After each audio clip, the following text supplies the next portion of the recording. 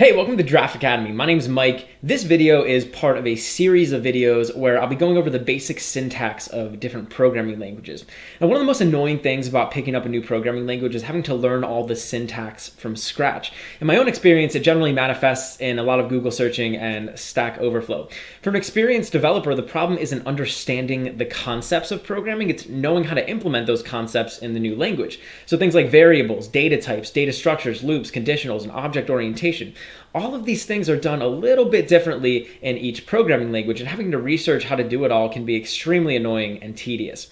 In this video, I'll go through and show you the basic syntax for the most common parts of the language. I'll give you a brief history of the language, and we'll touch on some of the best practices and conventions used in that language. Now, this is meant to be a quick run-through. I won't be showing you how to install or configure anything, and we won't really have time to learn how to do everything. You see, I've distilled it down into what I consider the core concepts, so the goal for this is to be a quick video, so I can't cover every aspect of the language. With that being said, this video is meant for programmers who already understand the core concepts of programming. It's not going to teach you any programming concepts. I'll simply show you how to do all the common things in the new language. So if you are new to programming, Draft Academy has hundreds of videos where I hold your hand and I walk you through everything you need to learn to program, but this is meant for developers who already understand programming. So without further ado, let's get started. C is a general-purpose, statically typed imperative programming language that was founded in 1972 by Dennis Ritchie and Ken Thompson at Bell Laboratories. C is a low-level language, meaning it provides constructs which map efficiently to typical machine instructions. Basically, it's a more user-friendly way to write low-level programs. So instead of pulling your hair out writing low-level code in assembly language, you can abstract a lot of the fuss and write equivalent programs in C. Because it's so low level, many operating system kernels and even other programming languages are implemented, at least in part, using C. And many modern programming languages today borrow a lot of their syntax and best practices from C. All C programs must utilize a compiler whose job is to compile the C code down into machine code readable by the computer. So anytime you want to run a C program, you have to compile it first. C relies on the user to manage the program's memory, and the syntax of C is largely influenced by the B programming language. Many developers choose to write C using a basic text editor, but there are also more specialized integrated development environments. Some of the most popular include CodeBlocks, Eclipse, NetBeans, and Microsoft Visual Studio. So let's get started. I'm going to show you guys a lot of the core concepts in C, and we'll just talk about how to implement them in this language. So over here, you'll notice that I have a basic C file, and I just called it app.c, so I'm using that .c extension. And this is just a basic template that we can use to write our program. So up here, I'm including two things. First is stdio, that stands for standard IO, and then stdlib, that stands for standard lib. Those are just two things that we can use in our C program. And you'll notice they have this .h, and that stands for a header. So basically, I'm including two header files into this file. And then down here, I have this main function, and this is a special function in C. Basically, any code that we put in here will get executed when we run our C program. So let me go ahead and show you guys a bunch of awesome stuff that we can put inside this main function to write our C programs. First thing we can look at is printing. So down here, I have an example of how we could print stuff out onto the console. So over here, I have a console window, and over here, I just have my text editor. So I'm using this printf function, and this printf function basically stands for print function. And inside of here, I can put some text. So you'll notice I'm putting hello, and then I'm putting a new line character. Here, I'm putting world, and then I'm putting exclamation point new line character. And up here, we get this output. So that's a great way to output information onto the console. We can also use variables in C. So variables are really useful for storing and keeping track of information. And variable names are case sensitive, and they can begin with letters or an underscore. And then after that, we can have letters, numbers, or an underscore. And generally in C, you're going to be starting your variables with a letter. And convention says to start with the lowercase word, and then all additional words are capitalized. So if I had a variable, my first variable, it would be my first variable, just like that. You'll notice the second and third words are capitalized. A lot of people call that camel case. And now, because C is a statically typed language, we have to rigorously define the types of all of our variables. So down here, I have a simple char. It stands for character. And this is a single 8-bit character. Then over here, I have like a representation of a string. So a string would be like a string of characters. And as you'll see later, this is actually an array of characters, but we can represent it inside of these open and close parentheses. And like I said, this is an array of characters. And down here, we have numbers. So two basic types of numbers, whole numbers and decimal numbers. So whole numbers, we call them integers. And there's a couple different types of integers. So we have a short, and this is like the smallest. It's at least 16 bits unsigned integer. And then we have just a normal int, and this is going to be the default. And it's at least 16 bits signed integer, but it's not smaller than a short. And then we have a long, which is 32 bits, and a long, which is going to be 64 bits. And finally, down here for the floating point numbers, we have a basic float. And this is going to be single precision floating point. We have a double, which is a double precision floating point, and then a long double, which is an extended precision floating point. And then finally, if you want, a lot of people will represent Boolean values. So a Boolean would be like a 1-bit true or false value. C doesn't have a separate data type for Booleans like a lot of other languages. So generally the convention is that you'll represent it as an integer, and 0 is going to be false and non-zero is going to be true. So that's kind of how that's implemented. And if we want, we can modify variables. So I could say like test grade is equal to F. I could also create a constant. So if I wanted, I could put the const modifier right there. So I could say const int. And generally when you do this, you'll make the variable all caps. So I could change this to is tall. And that's not 100% necessary to make this caps. That's just kind of a convention. But a constant is not going to be able to be modified. And then finally down here, I'm showing you guys how you can print out a variable and interweave it into a string. So if we want to print out a variable, we can use this printf function. And any place I want to print a variable, I can put inside of these quotation marks a % and then a specific character. And this is basically going to act as a placeholder for the variable that we want to print out. So %s is going to stand for string. So you'll see I'm printing out %s and then %c over here. And then over here, I can pass in those values. So this is going to get placed over here. And this is going to get placed over here. And you can see it says, Mike, your grade is F. So it's using those variables to print that out. And down here, I have a full listing of all of these % characters. So %C and %D, E, F, I, O, etc. So all of these are going to allow you to print out different data types. We can also do something called casting. So casting is basically like converting one value into another, so changing the data type of something. So I could cast this floating point number as an integer, and I can just put int in parentheses right here, and then the number after it. I can do the same as it for a double. So here I have 3 divided by 2, but I could cast this 3 into a 3.0, and that will give me a 1.5. So I'm able to change the 3.14 into a 3, and 3 divided by 2, which would normally just be 1, into 1.5. Now I want to talk to you guys about pointers, and a pointer is basically just a type of data that we can represent in our C programs. So a pointer is basically just a memory address. So a pointer is another word for a memory address, and a lot of times in C, since it's such a low-level programming language, we're going to want to be working with the actual memory address of the different variables that we create. So down here I have a variable, it's an integer called num, and I set it equal to 10. And if I want, I can print out the memory address, or I can print out the pointer of this variable.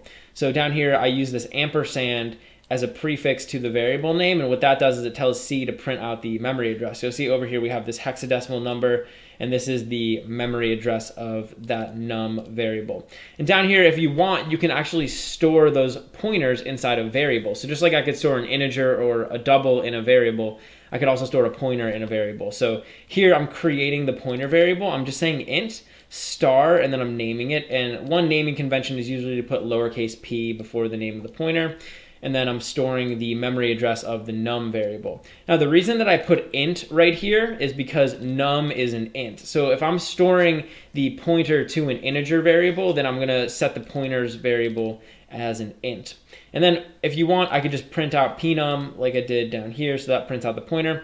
And you can do something called dereferencing a pointer. And dereferencing a pointer basically means that you're gonna go to that memory address and actually get the actual value.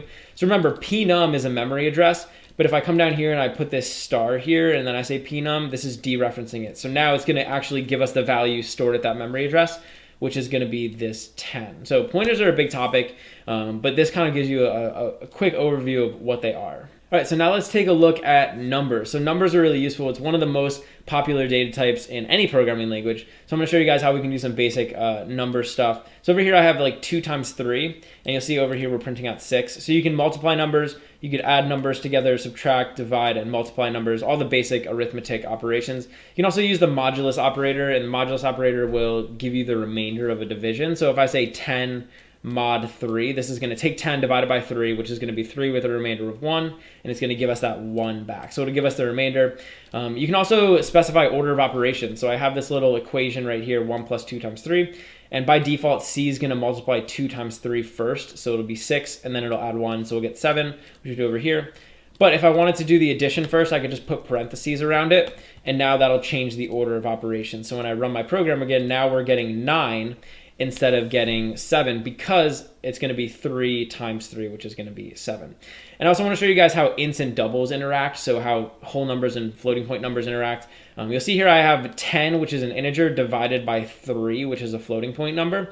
And whenever you do an integer and do a math operation with a floating point number, you're always going to get a floating point number back. So I got a decimal back here, 3.3 repeated. But if I was going to make this an integer now, so I could change this 3.0 to a 3, and then I'm also going to have to modify this. So instead of saying %f, which stands for floating point, I want to print out a %d, which is going to be an integer.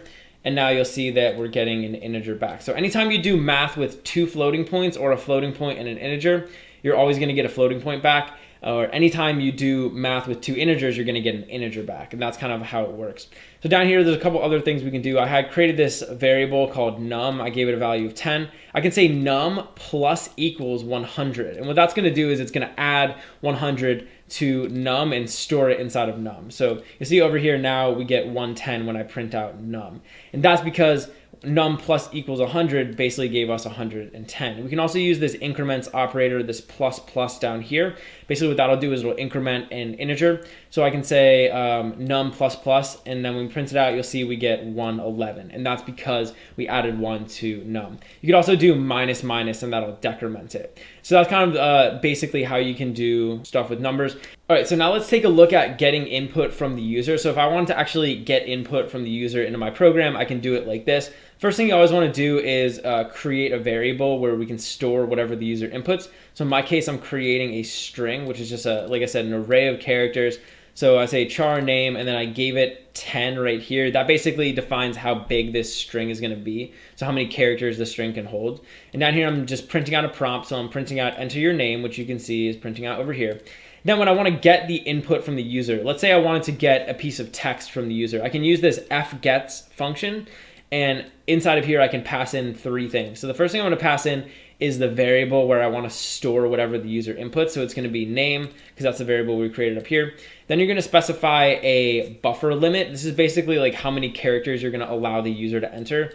And this protects you because you don't want the user to be able to enter in like, a million characters or something and crash your program. So this will protect you from that. And then stdin stands for standard input. That basically just means this guy over here. So the terminal, it's basically telling us where we want to get the information from. And then that'll get the information, and then I'm just printing it out. So over here, if I typed in my name, it says enter name, type in Mike. You'll see it says hello Mike. So it's saying hi to the user. That's one way we can get a string, but if you want to get other data types, I'll show you guys how to do that. So down here, I have another one, and this is gonna allow us to get a number. So it says int age, enter your age. So I can enter in my age here. So let's say like 30, and it'll tell me I'm 30. But you'll notice when I get an integer from the user, I don't use this fgets function. I'm using scanf. And there's a couple of different ways that you could get integers. This is one popular way. So I'm saying scanf, and then inside of these quotation marks, I'm specifying the type of information that I want to get. So I'm saying %d because I want to get an integer. And then over here, I'm passing in the name of the variable. I'm actually passing a pointer to the variable. So I'm saying ampersand age. So this is the variable where I want to store it. I need to pass that pointer into there, and then it'll go ahead and tell me how old I am. And you can do the same thing for doubles and for characters. So down here, I'm showing you guys how we could get a character. Similar, I'm printing out the prompt, enter your grade, and then I'm using scanf, but this time instead of %d, I'm using %c, and again, passing in the pointer to the variable where I want to store it. And then finally, I can come down here and do the same thing for a double. So again, printing out the prompt, and then over here for a double, instead of just saying f, we're going to say lf, and then again, pass in that pointer. So one thing to notice is when you're using scanf, to get a double, you're using lf up here, but to print it out, you just use a normal f.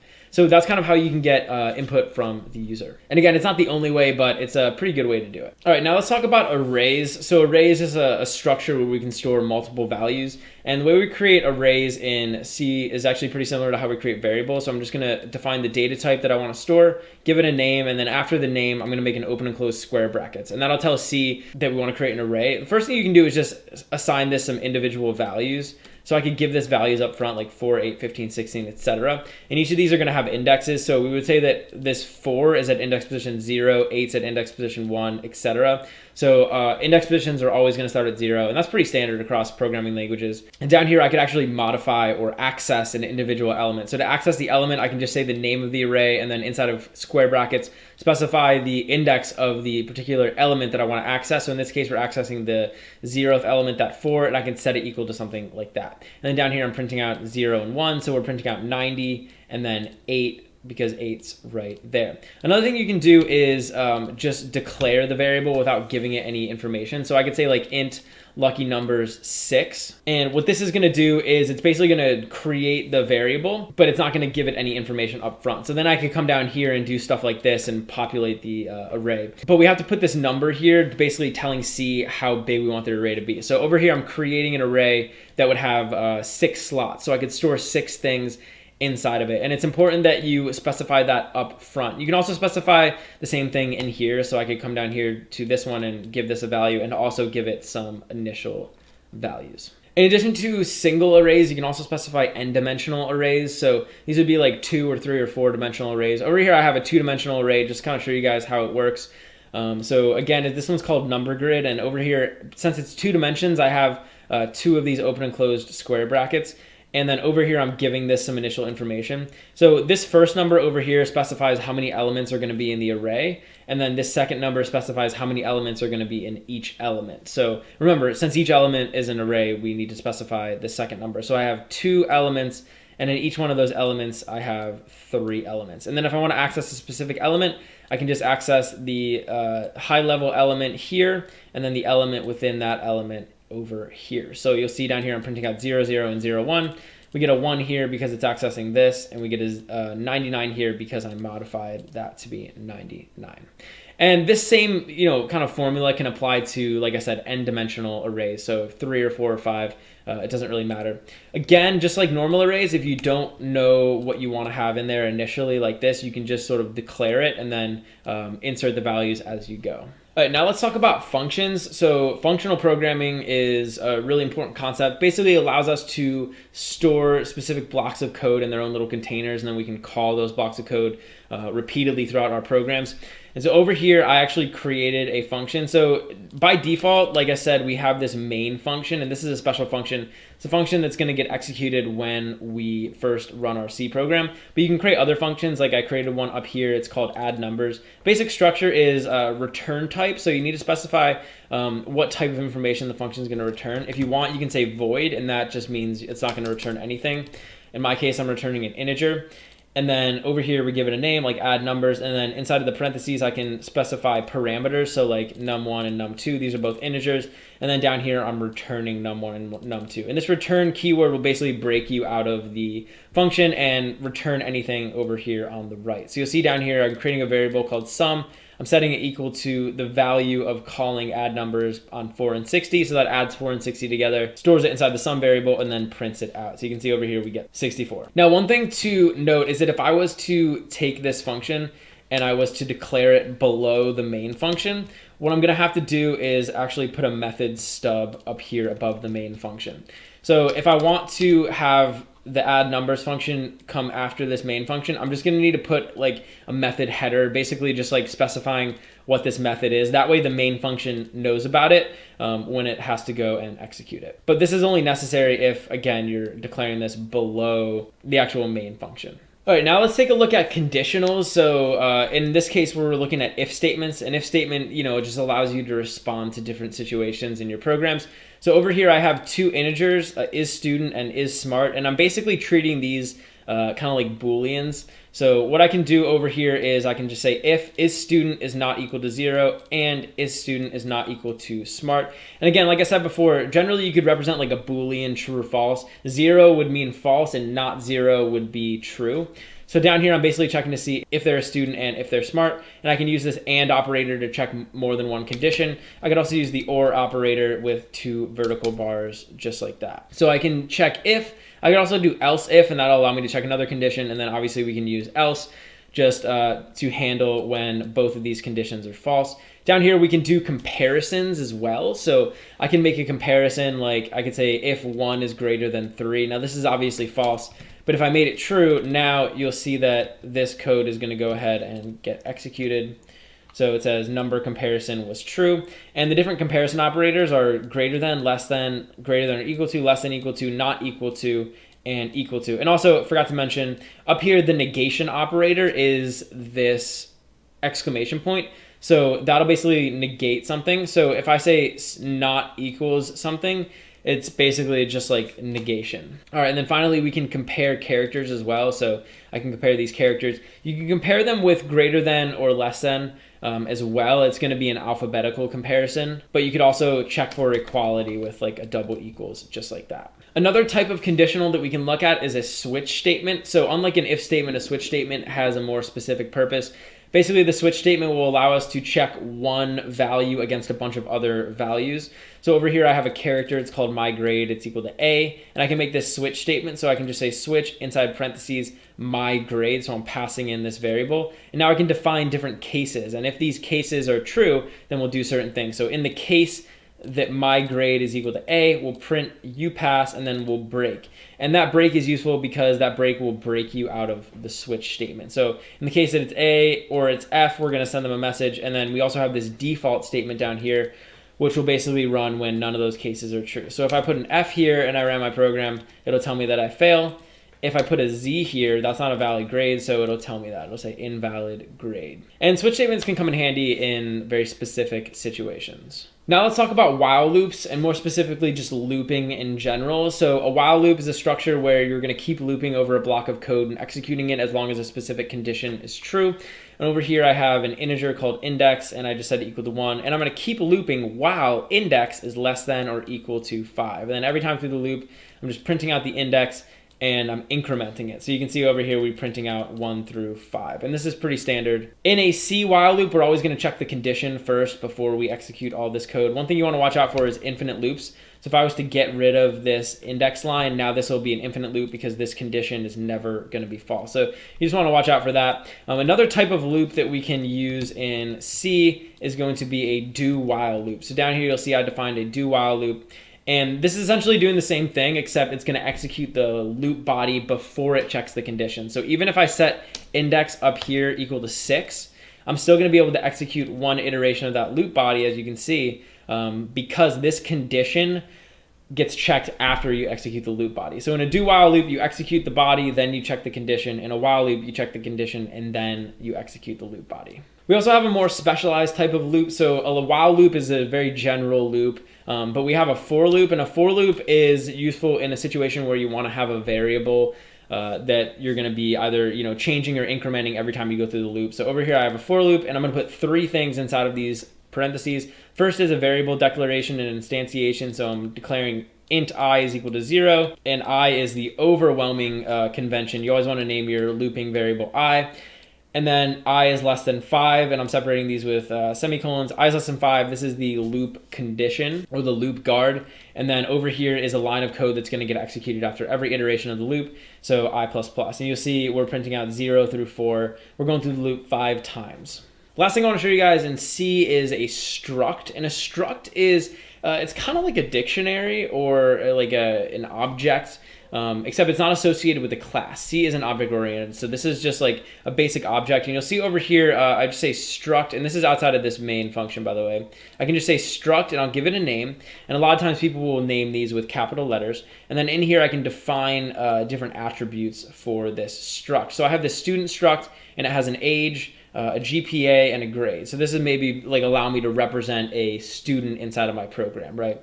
And so I can kind of define this basic template for what the struct is. And then down here, I can create it. So I can say struct student. So this is the name of the struct. And then I give it an actual name.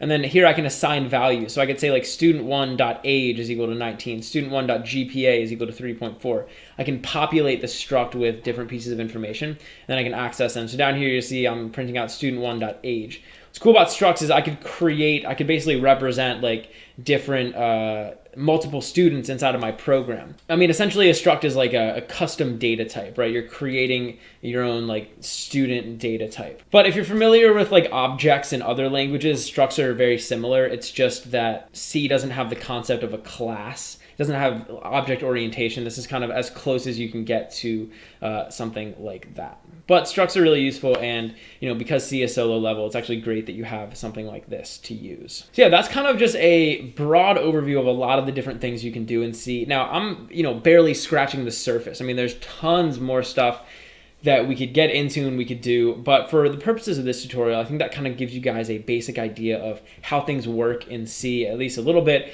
and hopefully that kind of demystifies it a little bit, and now you can go off and really start mastering the C programming language. Hey, thanks for watching. If you enjoyed the video, please leave a like and subscribe to Draft Academy to be the first to know when we release new content.